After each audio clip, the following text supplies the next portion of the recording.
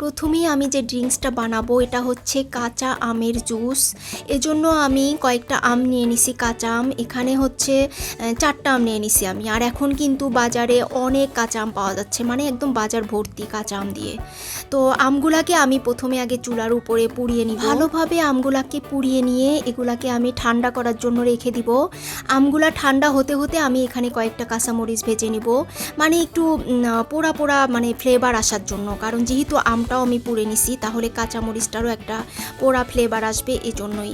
তো আমগুলাকে আমি হচ্ছে পানি দিয়ে ভিজিয়ে নিয়ে তারপরে যে একদম কিন্তু খুব সহজে ছালটা উঠে আসে। সবগুলা আমকে ভালোভাবে ছিলে নিয়ে তারপর ভিতরে যে বিচিটা থাকবে আমের বিচিটাকে আমি ফেলে দিব, দিয়ে তারপর হচ্ছে সব কিছু একসাথে রেডি করে আমি ব্লেন্ডারে ব্লেন্ড করতে দিয়ে দিব।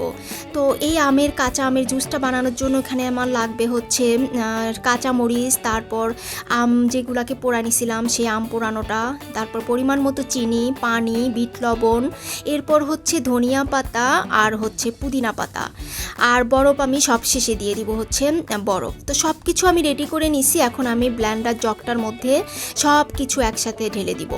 এখানে একটুখানি নর্মাল লবণও দিয়ে দিচ্ছি, তারপর বিট লবণ তো দিবই, ধনিয়া পাতা, পুদিনা পাতা, তারপর আম, কাঁচামরিচ আর চিনিটা হচ্ছে এটা যে যেরকম মিষ্টিটা খায় ঠিক সেরকমই। তো যেহেতু আমটা টক, কাঁচা আম তো অনেক টক থাকে, তো আমি পরিমাণ মতো হচ্ছে আমার পছন্দ মতো চিনি দিয়ে দিচ্ছি। আর বিট লবণটা দিয়ে দিচ্ছি এখানে 1 টেবিল চামচের মতো। সব কিছু আমি একসাথে ভালোভাবে ব্লেন্ডার জগটার মধ্যে দিয়ে সব পানি দিব, তারপর সব শেষে দিয়ে দিব হচ্ছে বরফটা সব শেষে দিলে তাহলে হচ্ছে সব কিছু একসাথে মিক্স হয়ে যায়। বরফ থেকে যে পানিটা বের হয় সেটাও কিন্তু একদম জুসের সাথে ভালোভাবে মিক্স হয়ে যায়। আর পরে যদি বরফ দেওয়া হয় তাহলে কিন্তু বরফ থেকে আবার আলাদা এক্সট্রা একটা পানি বের হয়। আমি বিভিন্ন জুস বারেও দেখছি যে ওনারা যখন জুস বানায় তখন কিন্তু সব কিছু একসাথে দিয়ে শেষে বরফটা দিয়ে দেয়, দিয়ে তারপর জুসটা হচ্ছে ব্লেন্ড করে নেয়।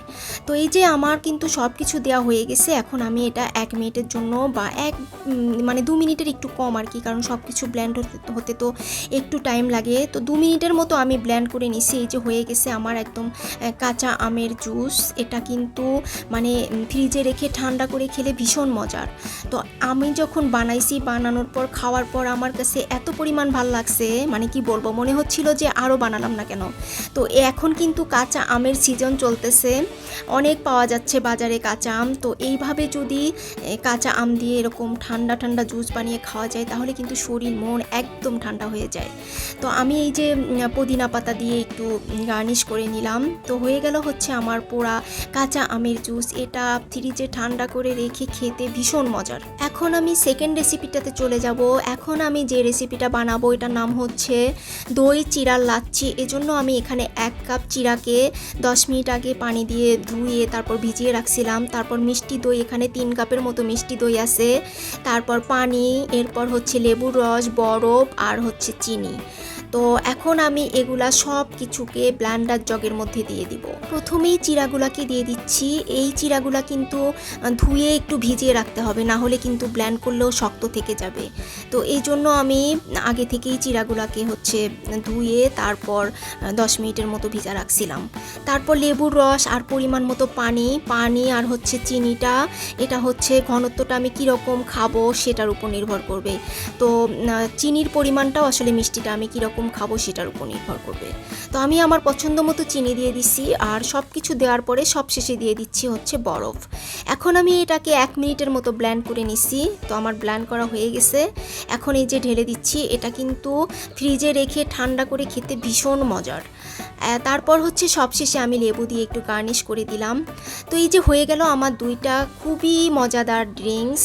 একটা হচ্ছে দই চিড়ার লাচ্ছি আর একটা হচ্ছে পোড়া কাঁচা আমের জুস। তো এই 2টা মানে ড্রিঙ্কস যদি এই গরমের মধ্যে ঠান্ডা ঠান্ডা খাওয়া যায় তাহলে কিন্তু শরীর মন একদম সতেজ হয়ে যায়। আর প্রচণ্ড পরিমাণে গরম পড়ছে, এই গরমে সবাই বেশি বেশি ঠান্ডা পানি, তরমুজ, মানে ঠান্ডা জাতীয় জিনিসগুলো সবাই বেশি বেশি খাবেন, কারণ হিট স্ট্রোক হওয়ার সম্ভাবনা খুব বেশি, কারণ প্রচণ্ড পরিমাণে কিন্তু গরম। তো যাই হোক, আজকে এ পর্যন্তই ছিল।